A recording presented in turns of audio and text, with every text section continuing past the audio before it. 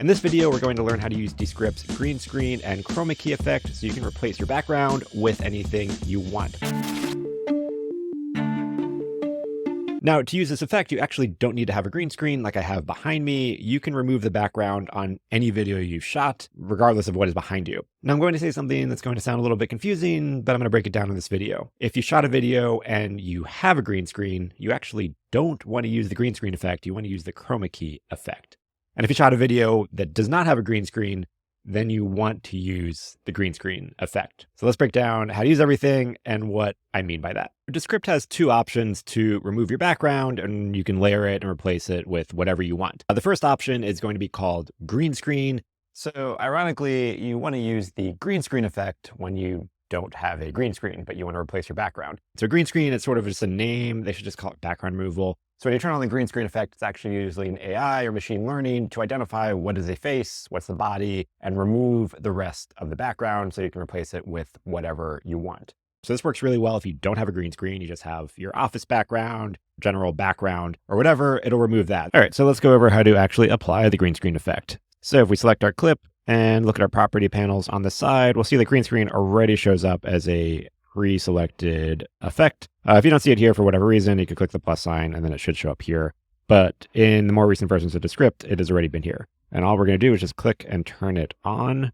And it's just going to apply it to this clip that we have selected here, but we could also apply it to all of the clips if we needed to. One thing to note with green screen effect, you do need to be connected to the internet. So you do need to have a network connection in order for this to work. And also just to get better results, you want to make sure that your face and body are clear. There are no objects in the foreground, and also that your background doesn't have any other faces, other people, other animals in order to get the best results. And so we can see it's pretty much done a pretty good job. It has removed the entire background. It has kept me nice and clean. And if we play this back, and so you can see it sort of falls apart a little bit when you start getting a lot of motion in or moving my hands, but it's still doing a really good job in identifying my hands and keeping my hands in and still removing the background. And now we got our background moved, you're probably gonna be like, okay, well, what do you do with that? So now is where you can see it fall a little apart a little bit here. And the other thing I don't like about the green screen is you have no control over any settings. There's no aggressiveness control or border control of how aggressive I want it to be and what it masks out. It's just either on or off. But for the most part, pretty good. Now to add a background, you can import your background clip or just go to Descript's media library, which already has some video backgrounds that you can use. And so let's just say I want to use something kind of Apple-y. And it's going to apply it to the scene, and check out our other video for more about scenes if you're not familiar with how scenes work here. And it's a 7-second clip, so it's just loading the 7 seconds. But if I change the setting here for the gradient background and I say loop, then it'll keep looping and fill in the entire background. Okay, now that we've clicked out of the clip, you can see that, okay, we're just seeing our background. And that is because this is now on the top layer and our video is beneath it. So if I right click on this clip and I say layer order and I say move it backward 1 layer, which would work in this case because we only have 2 layers, but I just like to be safe and just say send all the way to back. If we had text or something else here, it would just send it all the way to the back because we want it to be that background layer. All right, and so we see that we have quickly removed the background and replaced it with this, and it actually looks like really good. Aside from the arm movement, when the effect sort of falls apart a little bit, it looks really good. And so this background is just something I pulled, but you can grab your own images. You can add, if you've got your own screen recordings, you could put it on the back and go to town with how you handle this. And then also what we can do, let's say you do have a screen recording or tutorial, and maybe you just want your image in the bottom right corner, so it's a little bit small. We can just shrink our video down and reposition ourselves. And we've got this nice, clean background removal where we can still see ourselves and whatever our background image is. And now one other thing too, where things can get a little bit messy, if you have text or other things and you start moving stuff around, sometimes you might accidentally move layers, especially if this layer is still full screen and you're trying to tap your background layer.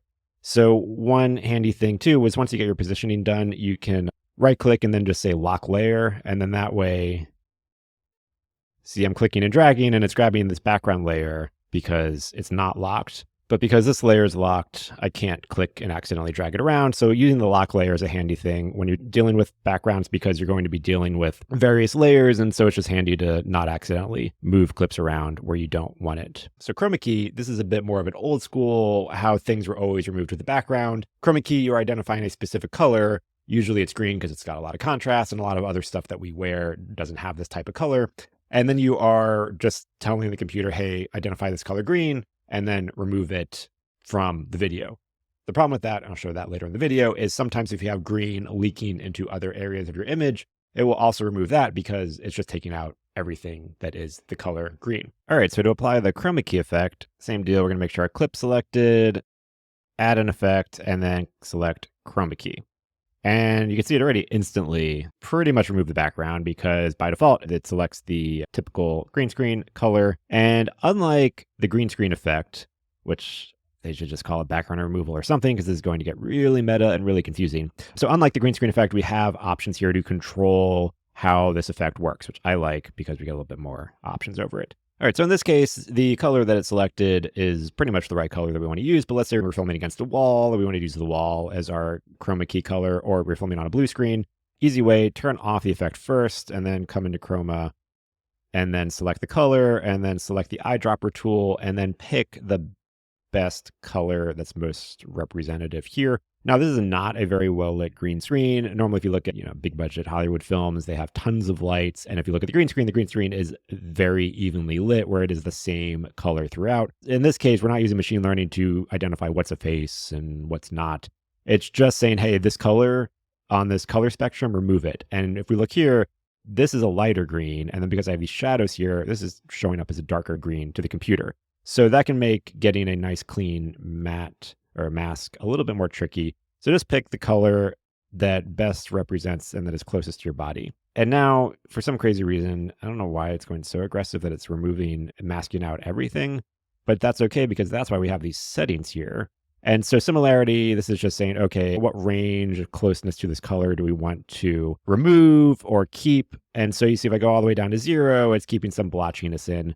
But if I come up here, it's pretty much kept my body in and arms and hands, but removed the rest of the green background, which is what we want. And then same with smoothness. These are just sort of like drag out and see where you get that nice middle spot. So if you see up here, it's fading out my body a little bit. So this is just sort of like the transition of how smooth we want the removal to be between the green and the edges of our shot that we want to keep in. And then same thing with spill, which I'll talk about a little bit in a second, but sometimes, especially on reflective surfaces like this microphone, you'll get green spilling into your shirt, your clothing, your face that you most likely will not want to be removed. And it'll be a little bit more obvious once I put this on a background. So you can just adjust the spill and you're trying to just kind of get rid of any green hues or anything that might be showing up here. And this looks good. And then we also can apply this to all the scenes if we want to remove our background from the rest of these shots. And here we can see it updated it with the rest of the shots with the green screen effect. So we only have to do this once and then we can apply it to the rest. In this case, let's just use an image. And let's use something not green so it's more obvious. Let's use office background or something. Make this very zoom-like.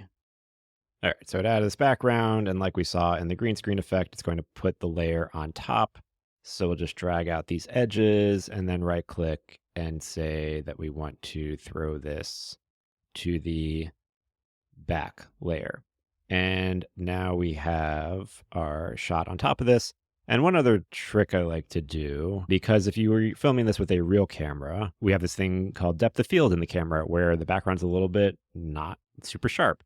So to sort of sell the effect, if you're using a fake background, is to add a blur to the background. And then this actually works pretty well. You can kind of control how much. It's just too fake, but just like a soft blur. So it's like, oh, okay, it looks like a little bit out of focus. And we're actually filming this with a real camera. That just helps sell the effect. And then also we can just lock this background layer so we don't accidentally move it around if we are moving our shot around. And there you go, the Chroma Key effect in action. Scrolling through this, the reason I say that if you have a green screen, you shouldn't use the green screen effect, which is a dumb name. You should use the Chroma Key effect, is because the green screen clearly tells the computer what is a background and what is not.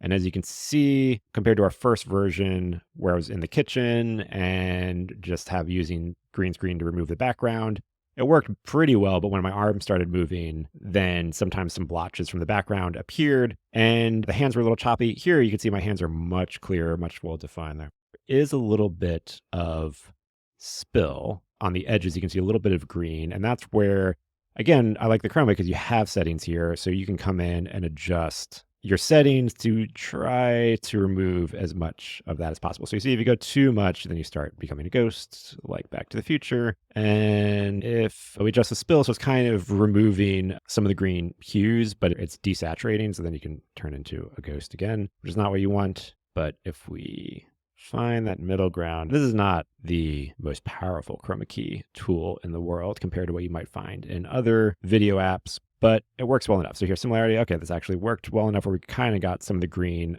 out of the fingers. And we just have a better mask. Now you see I did go a little too aggressive on similarity, and now things are a little falling apart here. So you just kind of got to play around, go back and forth to see what's a good middle ground that deteriorate the image quality and that you don't become a ghost of the rest of your image, but that also keeps your hands intact. And that is the Chroma Key plugin. Now, let me jump into a real quick comparison of cases where I found where the green screen effect excels at and what you should use it for, and where the Chroma Key effect excels. All right, so let me explain that. So with the green screen effect, where ironically you use that generally when you don't have a green screen, or what I found works better, the trade-offs of that are the hair and figuring out where the hair is. It's usually a little bit fuzzier. If you use a chroma key background, a green screen background, you're going to get better results with hair. I just got a haircut. So my hair is not a very good example of showing that in action, but I'm going to try and see if I can display it with Sherman, my dog's lion costume, which is very hairy. So we can see the hair here. Let me see if I put this on my head. All right, I have no idea if the chroma key or if the green screen effect will pick this up. But in my experience, when I had longer hair, I found that the green screen effect that's using machine learning, and again, is not ideal for green screen in my experience, that one gets fuzzier edges around the hair because it's just trying to kind of figure out where the face is, and the edges around everything are a little bit fuzzier. Whereas with the chroma key, because you're saying, hey, remove this green color and keep everything else, it is much better able to define where the hair is, and you get a better, more realistic looking background because you're just saying, hey, take this green out and everything else stays. So it's better able to figure out where the edges of the hair are. Trade-offs of green screen are it removes everything that is green as it is designed to do. So case in point here, I'm using my microphone. Sometimes I have issues where if I have green lights on the microphone or if I have reflective green surfaces, that will get removed because it is green. It's just looking for the color. It's not trying to figure out what's a body, what's a person. It is just looking for the chroma key. It's just looking for the green color and removing it. Another time I have issues is if like I'm holding up a mug or a cup and it's reflecting the green background, the parts of the cup, you will also see like blotches and stuff because it is removing it. And that's another issue. So if you're doing stuff where you have reflective surfaces, the chroma key option might not be the best option for you. Even if you have a green screen, it's then might be better for you to use the green screen effect. I really wish they would change these names because it is extremely confusing. And if you want a quick way to just compare the two effects and see which one is giving you better results, you could just easily turn off the chroma key effect, turn on the green screen effect, and see which one's producing better results. You can see with this green screen effect, we're getting some green masking halo around my hair and my head, even though I don't have much hair. And I don't know if I've said this before, but with the green screen, you have no control over its settings, its edging, it's how aggressive it is. Whereas with chroma key, we have control over that. And so we can mask out that effect better.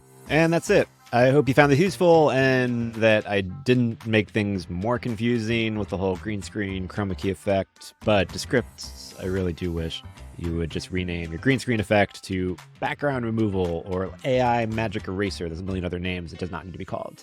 green screen. Anyways, let me know what you thought of this. If you got any more questions about Descript, other questions of how to use things, let me know in the comments below. We're making more tutorials. Also, if you just need some primers or some other videos about how to use Descript, got a whole playlist over here. So go check that out with all of our videos about Descript. Thanks for watching. I'll catch you in the next lesson.